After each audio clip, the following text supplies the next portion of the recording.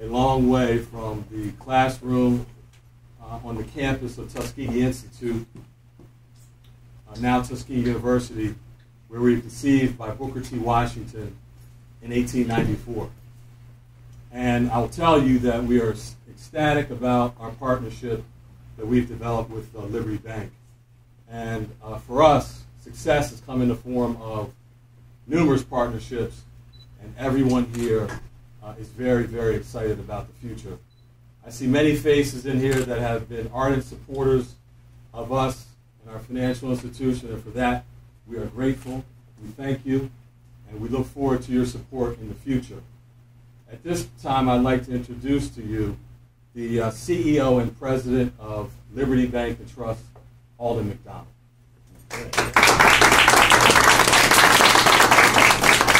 Thank you, Neil, and thank you, staff, for working this event this evening. I know we're keeping you a little bit longer, but hopefully it'll pay off in the future. I want to first of all welcome everyone for giving us your time this evening to let you know a little something about who we are. Liberty Bank has been in existence since 1972. It came from $2 million of capital to an asset size approaching $700 million. We're also in 8 states, and we have a number of branches, and we have services, all types of services, banking services, available across the country. When I say across the country, I really mean across the country. Liberty was founded back in '72, and as we did research when we first opened, we found there was also a branch of the Freedmen's Bank opened in New Orleans in 1872. Just happened to be 100 years after the first branch of the Freedmen's Bank was opened. And for those of you who might be a little younger than I am, that might not go back in history as far as I do, the Freedmen's Bank was a commercial bank that was chartered by Congress to assist the African American community in developing and having financial whereabouts to then move from slavery into a quality of life. One interesting piece about this merger, and that we are really happy with, is the fact that when you look at Booker T. Washington starting the financial institution of this type that has been the legacy since 1894.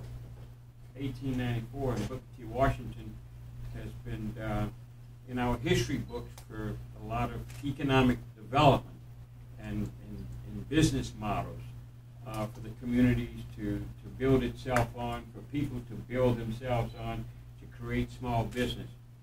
And here in the year 2015, and this is the excitement for me, that we have continued the legacy of Booker T. Washington from 1894. So this community has been consistent.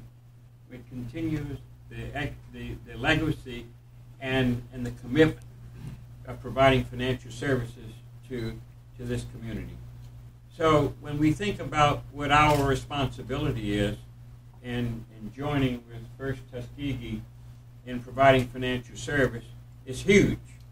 And this is what we've been doing since 1972 as well. And what we bring to the table, we bring size, we bring technology, we bring larger projects. For example, in our institution, we've done over $150 million of new market tax credits, federal new market tax credits. We've done state new market tax credits. We own 40% of a national leasing company based in Detroit. We do about $200 million worth of business in our national leasing company for people such as Johnson Controls, Kellogg, hospitals. We even lease snowmobiles. I call them snowmobiles, but it's snow trucks to remove snow out of the roadway in different counties throughout the entire country. We lease golf carts for municipalities that own golf courses. We do a lot of things, and starting from $2 million, approaching $700 million, has been a great movement for us.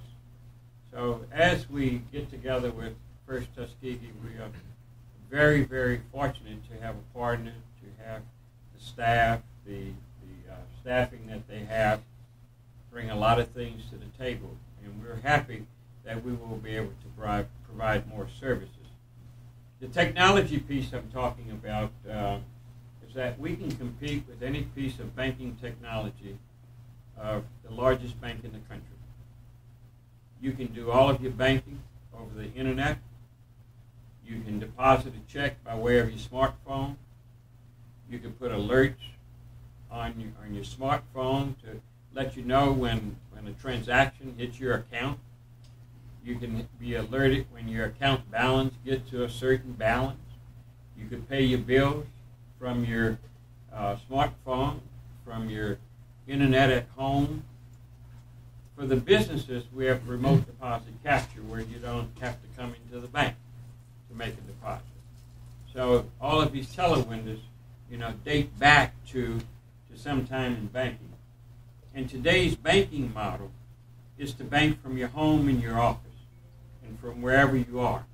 And all of those conveniences we have and we're bringing to this institution. I guess the most important thing for us and for me, from a passion that I have, and that is to help people to become homeowners.